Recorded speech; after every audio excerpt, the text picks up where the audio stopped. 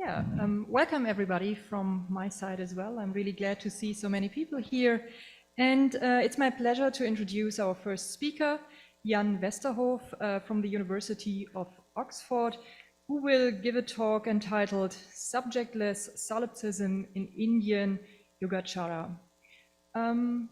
There are handouts, and I pass around the handouts now, and I also would like to let people on Zoom know that they can download the handout from the website of our conference. Yes, very good.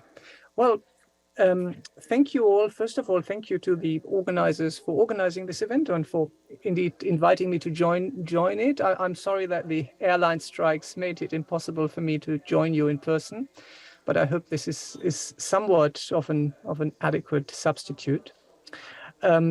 So let me try to share my screen with you. What is on the slide is exactly what is on the handouts. So you can look at either one. And yeah, okay, so that should be working now. Right, so what I'd like to talk about today is a specific problem in Indian Yogācāra Buddhism. And it's the problem of solipsism or the problem of other minds. So first of all, to locate the discussion a little bit intellectually, so let's have a look at what we're talking about here. So when we're talking about Yogācāra, we are talking about the later developments of Buddhism and Buddhist philosophy in India. At that time, there were two main philosophical schools within Mahayana Buddhism. One is called Madhyamaka, and the other one, Yogācāra, is the one we are primarily concerned with here. In the Indian case, these schools were always based on a specific group or set of texts taken to be the discourses by the historical Buddha. In the case of Madhyamaka, these were the fairly well-known Prajna Paramita, or perfection of wisdom texts. Some of you might have heard of the famous Heart Sutra. That is one of the texts in that group. And this school was primarily developed by a 1st or 2nd century philosopher called Nagarjuna. Now, for the second main division of Buddhist philosophy, Yogācāra, was based on a variety of different sutras, most famously the Lankavatara Sutra. We'll hear more about that in a minute. And it was first developed philosophically by a pair of half-brothers, Asanga and Vasubandhu, who lived roughly between 350 and 450 of the Common Era. But the section of Yogācāra I want to look at today is slightly later, and I'm concentrating on two main thinkers. One is Dharmakirti, 6th to 7th century, arguably one of the greatest Indian Buddhist philosophers. And secondly, a somewhat later thinker, Ratnakirti, 11th century, who represents really the sort of the final culmination of Indian Buddhist scholasticism before Buddhist philosophy completely disappears from India by the beginning of the 13th century. So we're going to look at those two thinkers and two of their works, which speak to one another about the problem of solipsism and other minds in Yogācāra. Right. Now, Yogācāra is a very complex philosophical tradition, and in this short talk, we are not going to get anywhere to appreciate its complexity, but fortunately, we only need a couple of key ideas in order to see what's at issue here. And the two key ideas I want to talk about in order to introduce the whole problem is, first of all, the Abhidharma concept of non-self, anatman in Sanskrit, and finally, the Yogācāra notion of mind only, citta matra. Now, the concept of non-self is a much older Buddhist concept, which comes from a pre-Mahayana Buddhist philosophy called the Abhidharma, but it was incorporated by Yogācāra and indeed by all Buddhist schools. So that's the first thing. And the second thing is the specific Yogācāra idea. In a way, it's kind of a unique selling point of that philosophical school, which is the idea of mind only, or citta matra. So let's look in a bit more detail at what these two terms mean. So first of all, non-self.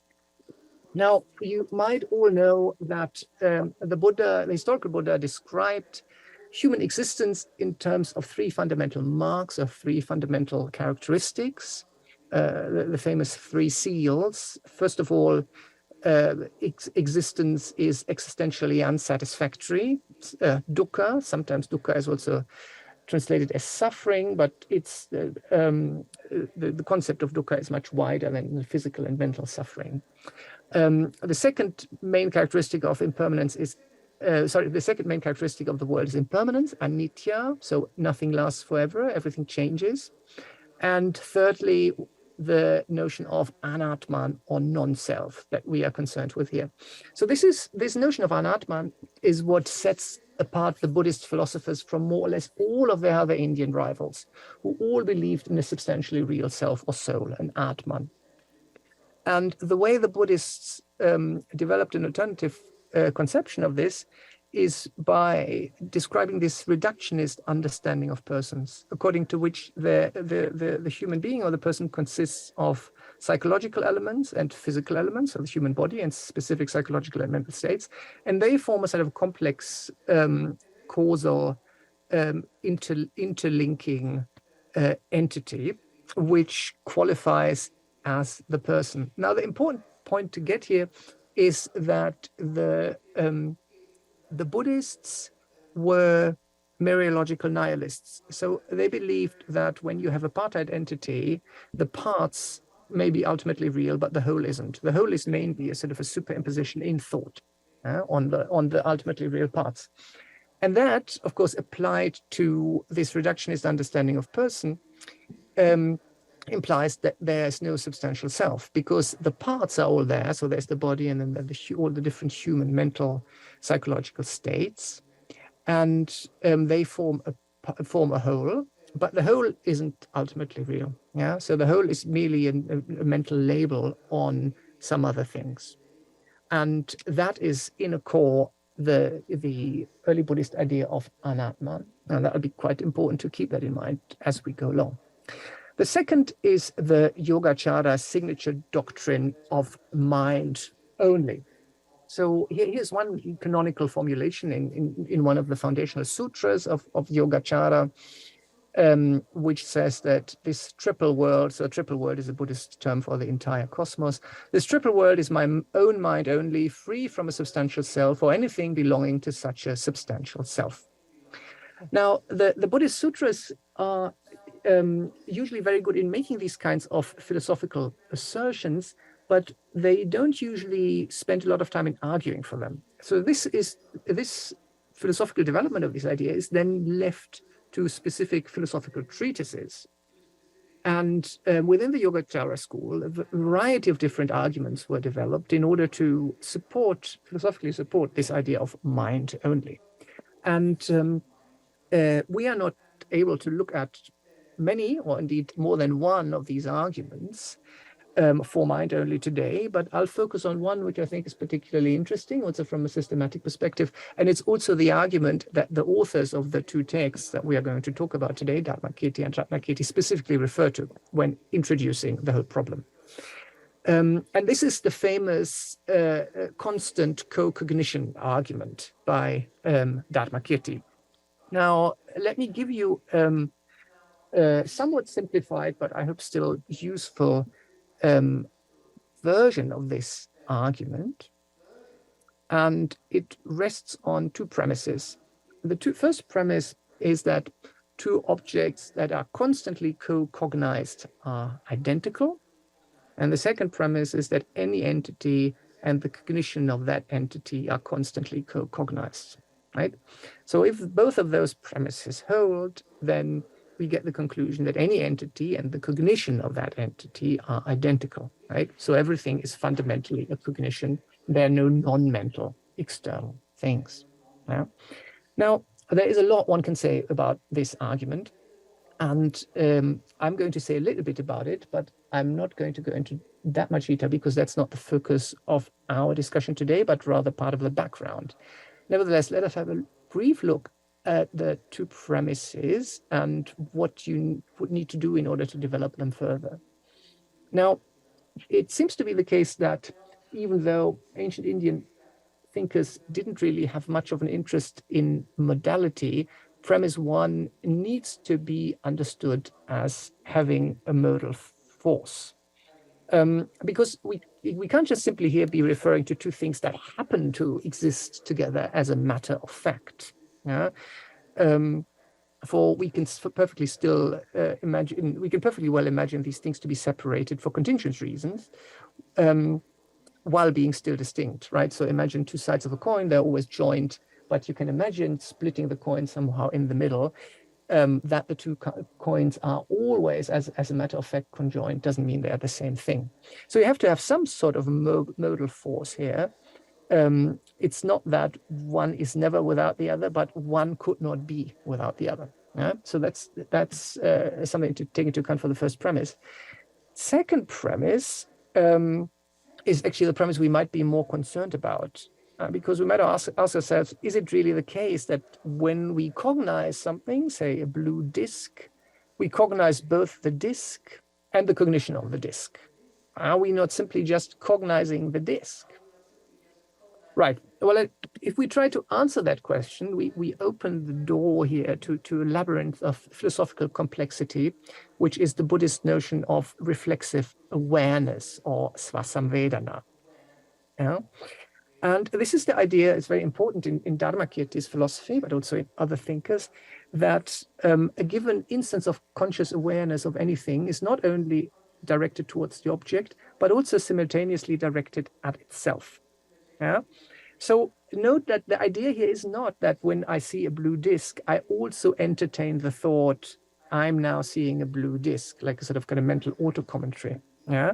So this could be switched off, presumably, if we just concentrate on the cognition. But this reflexivity of consciousness is an integral part, according to Dharmakirti, of every conscious event. And the fact that any cognition is directed at itself as well as at the object is what makes it conscious. And for Dharmakirti, if it wasn't present, then we would be faced with the curious case of cognizing something without being aware of that. And this, Dharmakirti claims, is something that cannot happen. Yeah? So I'm not going to say more here about this argument or about the notion of svasamvedana. These are all topics of immense complexity themselves. What I want to do now is consider a problem that arises when we take that argument into account. So if we assume that the constant co-cognition argument really convinces you of the truth of chittamatra, everything is mind only, there are no external objects, then you, or the Yogacaran, faces an interesting difficulty. Yeah? Because if we assume that external objects like tables and chairs and so on really don't exist and are just mind only, then what about external minds? Do external minds exist or not? And it seems to be that either answer generates a problem. Because if we think that other minds exist as external objects, then it seems to be that the Yogacara view doesn't hold in its full generality, because they are actually external objects, they just happen to be mental. However, if we deny that other minds exist, then we seem to get into a problem with the whole soteriological Buddhist background that these philosophies are developed against. Because here the notion is that the Buddha was fully enlightened and he taught the Buddhist teaching in order to bring other people to enlightenment as well. Now, if we assume that there's only one mind, then if the Buddha exists, then every other mind must be identical with his mind, so everybody's already enlightened, which is not what the Buddhist position is. So we, or rather the Yogacaran, is facing a problem here of what to do in the Yogacara context about the existence of other minds. And the ancient Indian authors took that problem quite seriously, and we can see that they took it seriously because they devoted two specific treatises on that very problem. The first one is by Dharmakirti, called The Establishment of Other Minds. And the second, by Ratnakirti, is called The Refutation of Other Minds. So in the rest of today, I wanted to three things, really. First of all, talk you through the edited highlights of the arguments in both of these texts. Then say something about the not straightforward question of how these two texts are actually related in terms of a treatise that establishes something and then its refutation. And then finally say something about the systematic prospects of this entire prospect. Okay, good. So let's get started by having a look at the first of these two texts, Dharmakirti's Establishment of Other Minds. So the fundamental idea that is developed in this work is that if other minds are a problem for the Yogācāra, they are also a problem for the realist opponent. Yeah? So in that text, Dharmakirti is talking to two opponents who are Abhidhamika Buddhists. So they're co-religionists, but they actually belong to a school of Buddhism that actually believes in things existing outside of the mind.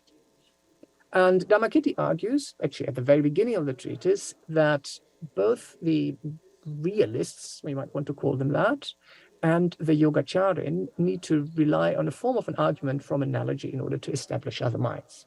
Yeah? And that argument basically says that I am introspectively aware of my intentions preceding my actions, so I can infer that other actions which I perceive are also preceded by the intentions of others. So if I lift my arm, I'm aware that immediately before that, in my mind, there was the intention I should lift my arm, and then I act on that, right? And now if I see someone of you raising your arm, then I think that presumably previously to that, something similar was happening in your mind. So you had an intentional state in your mind to lift your arm that was very similar to my intentional state, causing me to lift my arm.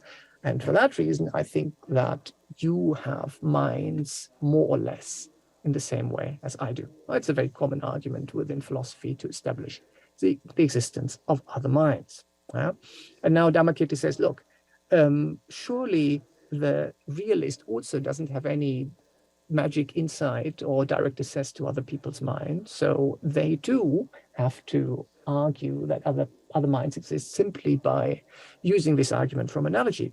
But then the Yogācāra can just repurpose the same argument for his own purposes, because the Yogācāra can talk about, other beings and other bodies and so on. He just wants to say that this is, has to be properly understood as being nothing but shorthand for talk about things that are really mental. But once you do all the relevant reformulations here, then you can get exactly the same argument going. And so Dharmakirti argues, if the realist can establish the problem, the existence of other minds, so can the Yogācāra. And if the Yogācāra can't, then the realist can't either. So dialectically, they're in the same boat. So it's not a specific problem for Yogācāra. Now, most of the text consists in the Abhidhamika Buddhists or the realists making various comebacks here and trying to argue that no, there are actually problems for Yogācāra in establishing other minds that are not problems for the realist. Yeah? And the first big issue that they bring up is concerned with dreams. And they say that, look, for the Yogācāra, reality is essentially dreamlike because it's all mental now. But we wouldn't want to say that if we dream about some people doing something, these dream characters actually have any inner mental life. They're simply projections in our mental screen, but they don't exist from their own side. But now it seems to be that if for the Yogācāra, all that we perceive is more or less like a dream, and if we can infer in waking life that the characters that surround us have inner minds, then why would the Yogācāra not do the same and argue that dream characters also have minds? And that would surely be absurd. Now, Dharmakirti actually doesn't bite the bullet here. He says it would be absurd to assume that dream characters have some kind of inner life. But he points out in response that in fact, both the Abhidhamika Buddhists and the Yogacarans agree that dream states are deceptive states. So our reasoning capacities are compromised by being in this sleep state. And for that reason, it is a specific cognitive state that is not the same as the waking state. So he then argues that, well, why would we then assume that an inference pattern from the waking state can carry over to the dream state? So given that both the Yogacaran and the realist can argue that dream states and waking states are distinct, there's also no reason why the Yogacaran should then say that we can infer the very same things when we are in one state as we can when we are in the other state. In fact, Dharmakirti even grants the opponent that the actions of dream characters are caused by intentional states. But he argues they're not caused in the same way as the actions of waking states characters are caused by intentional states. In a waking state character, we have a kind of direct line from a specific intentional state to an action associated with the relevant body, whereas in a dream state, actions are indirectly caused by intentional states. So what that means is, in the afternoon, I walk across the street and I see somebody carrying something, and then later I go to sleep and I dream about that character and I see somebody carrying something. Presumably that dream event was then caused by this prior observation in my waking state. So amongst the causal ancestry of what I'm dreaming about is the intentional state of the waking state character that was carrying something that I observed earlier. Right. So in a sort of attenuated sense, we can say that intentional states are actually the causes of actions of characters in dreams. We just don't want to say that these characters in dreams actually have inner lives. And so Dharmakirti concludes that section by saying, look, the Yogacaran can actually differentiate between dream states and waking states. So also in terms of these different causal chains and relations to intentions without bringing in external objects, right? So it's not the case that for the Yogacaran, they would have to have this absurd consequence that dream characters have inner lives. A second big issue that features in Dharmakirti's texts is the question whether the argument from analogy that both parties use in order to infer the existence of other minds actually acquaints us with the nature of these minds. Again, there are problems for both answers, for yes and no. The difficulty with saying yes, that actually inference acquaints us with the natures of the objects inferred, is that both parties agree that knowledge of other minds is only inferential. And inferential knowledge, according to Dharmakirti's epistemology, never acquaints us with the nature of the own nature of any entity. It only acquaints us with something that is sometimes called an object in general.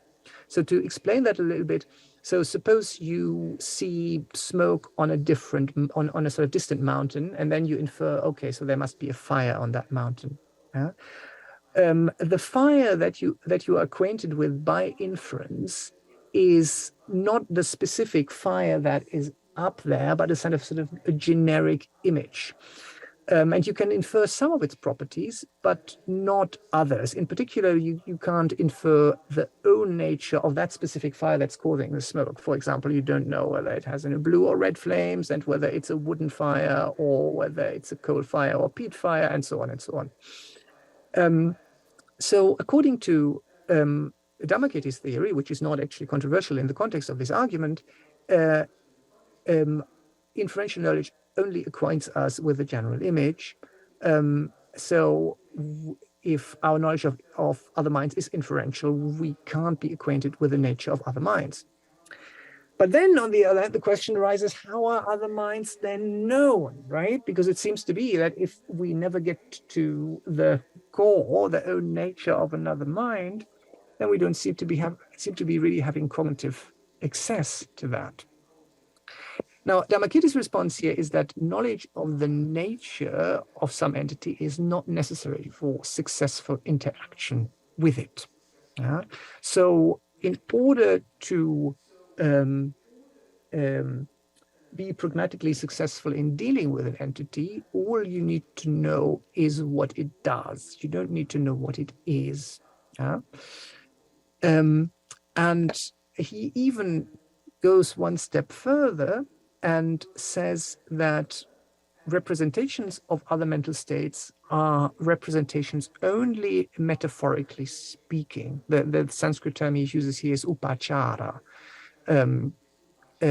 which can be translated in a variety of different ways. But here, metaphor is quite a good translation. I think it means something that is not literal.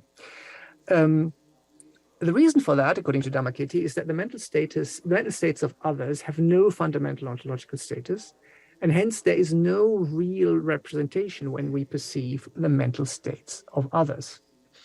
Of course, that then raises the question of how we can still make sense of talking about other minds and thinking about other minds and so on. And here, Dharmakirti introduces a very interesting and intriguing example, and he talks about these two people, both of which are suffering from an eye condition that causes double vision. And they both look at the sky in the nighttime, and they both see two moons. Now, because they both have the same eye problem, they can perfectly coherently converse about what they see. So they can say, look, there are two moons here and there are not three moons there. And they agree about that, and they probably agree about the distance between the two moons, and so on and so on. But that is not because there are actually two moons in the sky. It's only because they have a specific a perceptual problem or limitation that makes them see two moons where there's only one. Now, Dharmakirti's position is that for unenlightened beings, the position is exactly the same when it comes to other minds, right?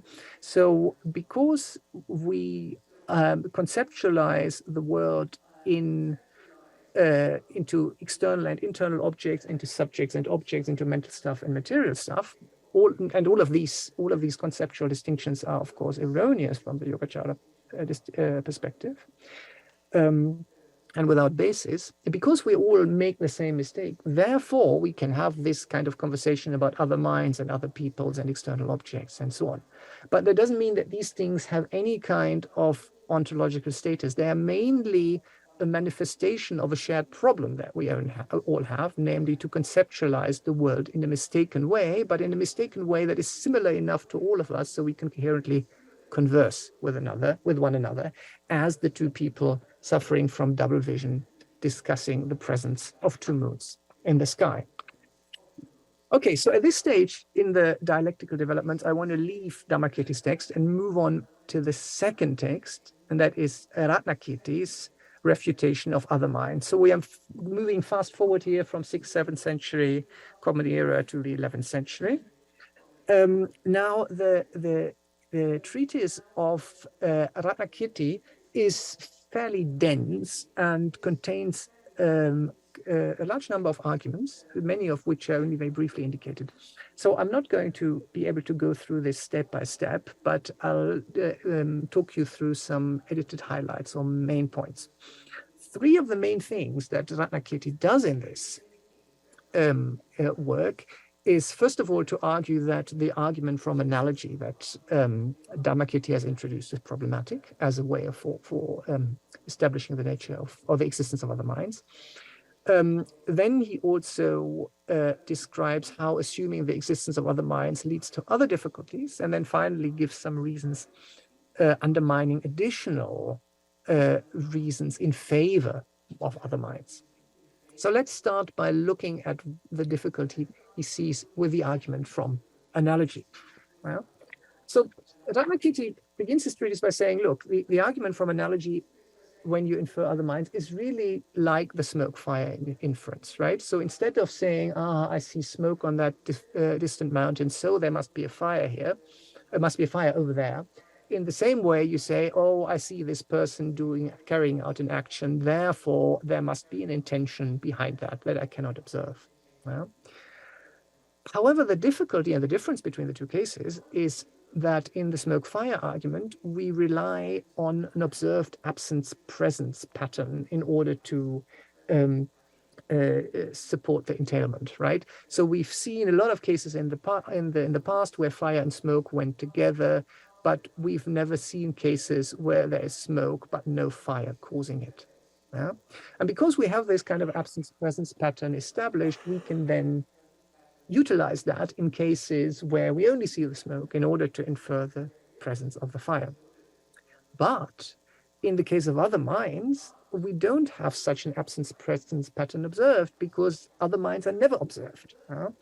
And for that reason, such a pattern can never be empirically established. It's not the case that we can see whether somebody else's intention is really connected with in a state, in a physical state of their body or an action, and we can never see whether the action really is preceded by an intentional state. So Ratnakirti argues the difference between these two arguments, the smoke-fire argument and the argument from analogy, is quite large, and we certainly can't use one as a template for the other. The opponent in the text then argues, look, okay, so if that's the case, then perhaps we should be agnostic about the existence of other minds. Perhaps we should just say, well, we don't really know. We can't really conclude in a clear manner whether there are any or whether there aren't any, so we should just suspend judgment. But Ratnakirti disagrees with that. He says, no, that can't be right, because the identity difference relation between our minds and the minds of others cannot really be established. Yeah? And what he means by that is to say that, look, on the one hand, if other minds are other minds, then they should not be identical with our own minds, right? That seems pretty obvious. But on the other hand, we also don't seem to be able to establish any property relative to which they differ from our mind. If we cannot perceive other minds at all, we also cannot perceive any properties that other minds have, but that our own minds don't. So being epistemically inaccessible, we cannot put other minds and our minds side by side in order to determine whether they are similar or whether they are different. Yeah? And from that, Ratnakirti concludes that other minds therefore don't exist. So we don't have to be agnostic, but we have to say, no, there are no such things. Now, this argument relies on two quite interesting general ontological principles that Ratnakirti uses, and I think that are well worth further philosophical investigation. The first is that for two entities to stand in relations of identity or difference, both entities must manifest. So if the two entities don't actually appear to our consciousness, then we cannot assume that they stand in such relations. And secondly, the realm of what exists coincides with what is related by identity and difference. So if something doesn't fit into this identity difference framework, then we can assume that this is probably not a thing that exists. Right, rather than going through further complications with this argument, I want to look at two other considerations that Ratnakirti discusses in his text. One is a completely different kind of concern, and that concerns Buddhist ethics. So here the concern is that how the Mahayana virtue of compassion, which is one of the central ethical tenets within Mahayana Buddhism, how can that be cultivated if there are no other minds? So, I mean, how can the Buddha be infinitely compassionate if there is nobody else but him? Now, the Yogācāra, or rather Ratnakirti, thinks it's quite difficult for the Yogācāra to allow other minds in for ethical reasons, say, okay, so we need to assume other minds because we want to accept the Mahayana ethics. because that might then be the beginning of a slippery slope where you say, okay, well, perhaps the suffering of other beings is also caused by their bodies. And so the Yogacaran then for that reason has to accept external bodies as well as external minds. And then the whole discussion, the whole Yogacara position, of course, disappears because of their external objects or external bodies. Then Chitta Matra, mind only, obviously can't hold. Rather, Ratnakirti thinks that the assumption of other minds might reintroduce this kind of subject-object duality that Yogacara rejects, right? The Yogacharans believe at the fundamental level there is no distinction between the world in here and other stuff out there, between observing subject and an observed object.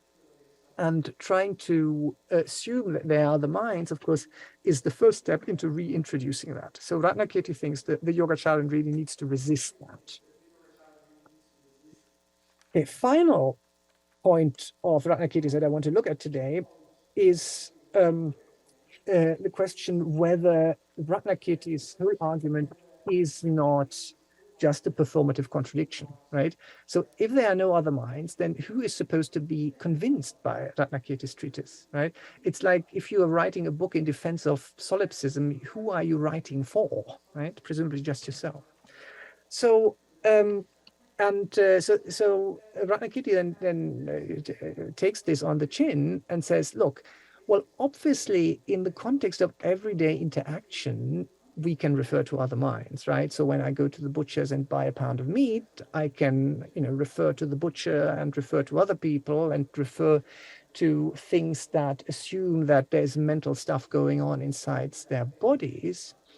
But Yogacara's aim is, of course, to lead the practitioner beyond the context of everyday interaction, right? The whole idea is that the world as we perceive it and is split up into subject and object and inner things and outer things and matter and mind and so on is fundamentally problematic and is the reason why we are stuck in this cycle of rebirth and cyclic existence.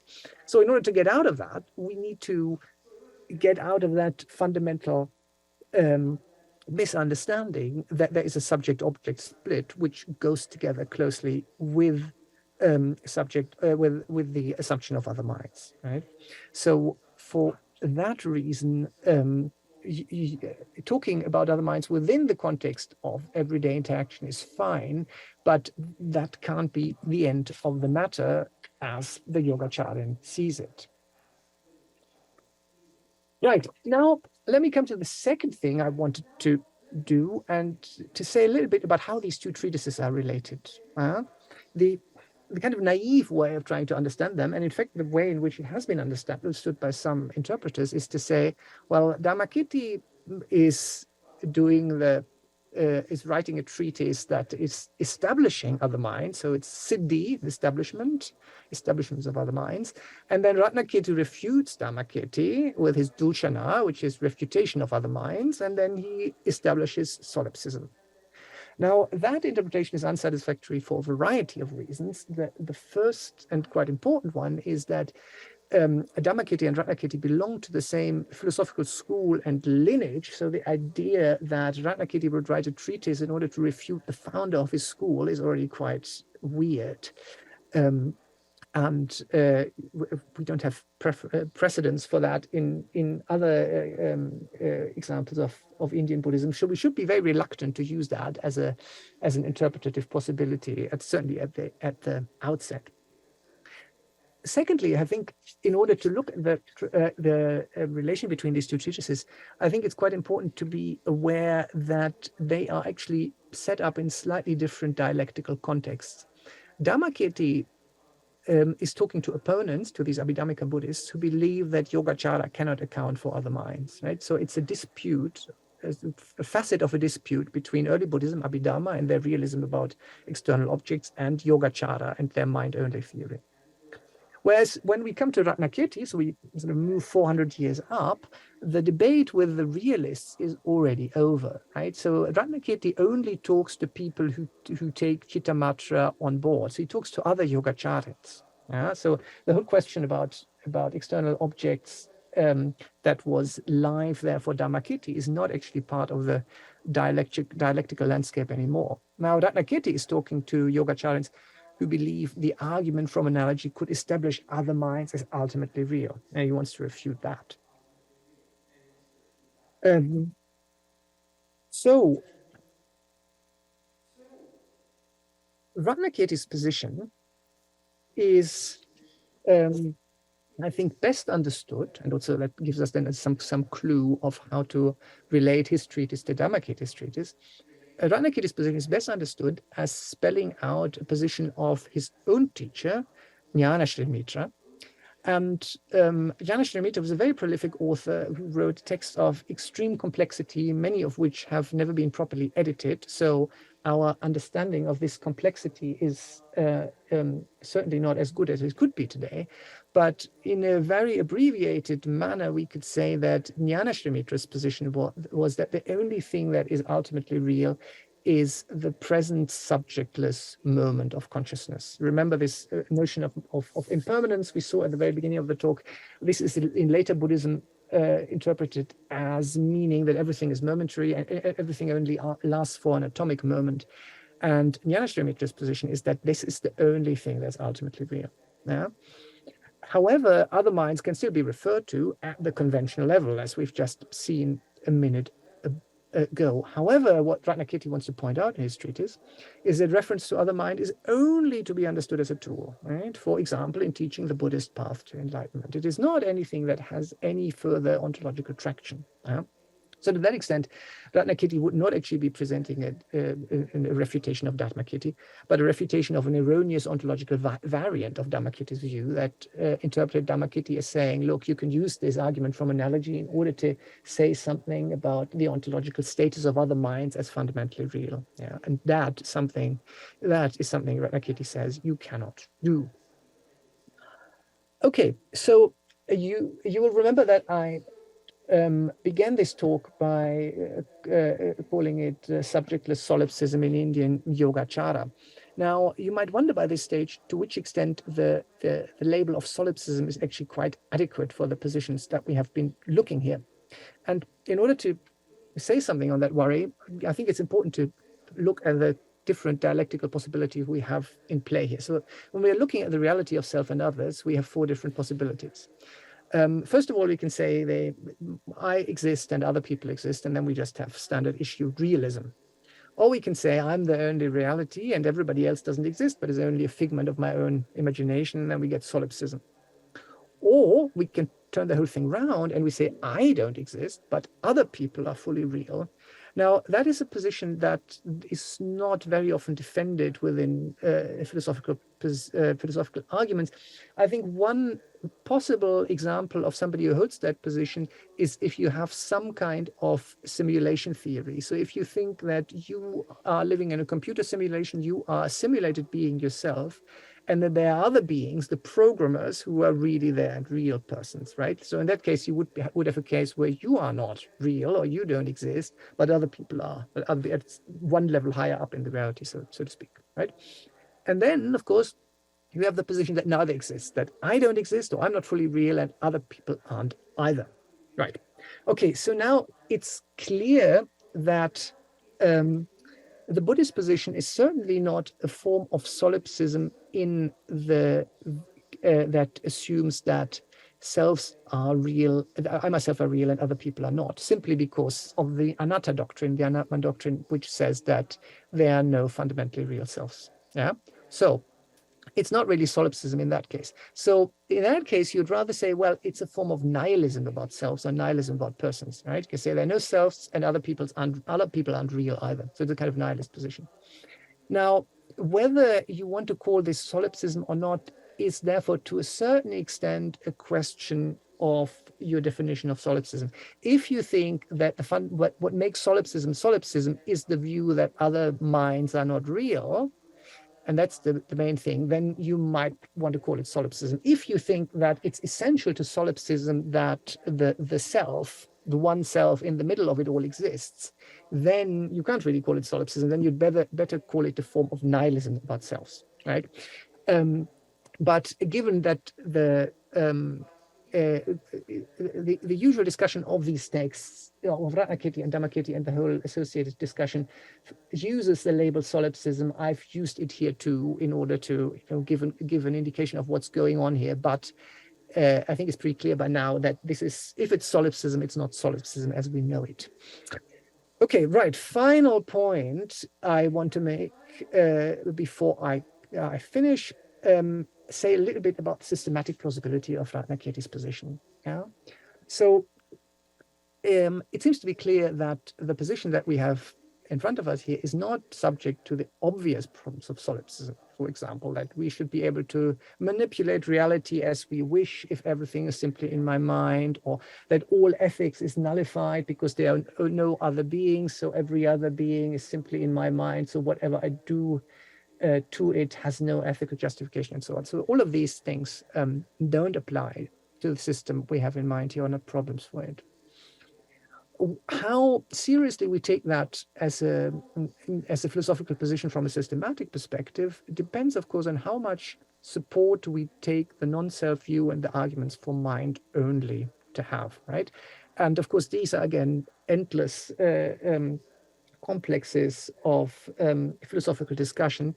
There is quite a lot in recent philosophy of personal identity that defends views at least similar to the Buddhist non-self view. So, and three obvious candidates are here: the Thomas Metzinger, Dan Dennett, and Derek Parfit, where all have views that can be plausibly interpreted as going into that direction or being similar to it. And the second, the arguments for mind only, or as we might put it otherwise, arguments for idealism. Again, this is a wide field, and how convinced you are by it depends on a variety of factors. If you are convinced both by the non-self view and by these arguments for citta matra or mind only, then I think Ratnakirti gives you fairly good reasons of riding that bus to the final stop, meaning to the view which was the same view as his teacher's Jnanashramitra's view. That the only thing that's fundamentally real is a subjectless moment, present moment of consciousness, and everything else is unreal. However, whether or not you think that these views are have a systematic plausibility, I think what is very interesting about both Dharmakirti's and Ratnakirti's discussion is that they move the problem of solipsism from a kind of philosophical eccentricity, which is usually regarded as the sign of a discussion that has somehow taken a wrong turn, and then you end up with solipsism. So you need to backtrack to get onto the right road again. But it moves it back from this kind of view as a philosophical eccentricity back to the center of philosophical inquiry, because I think it is important. It's connected with very, very central notions, both of the reality of the self and also with questions of idealism, existence of the other world, existence of other minds, which are some of the most fundamental philosophical questions one can presumably ask. And so I think Dharmakirti and Ratnakirti's texts tell us a lot about how these issues are related. And I think for that reason, if for no other reasons, they are interesting, not just from a historical perspective, but also from a philosophical perspective. And that's really all I want to say today. Thank you very much.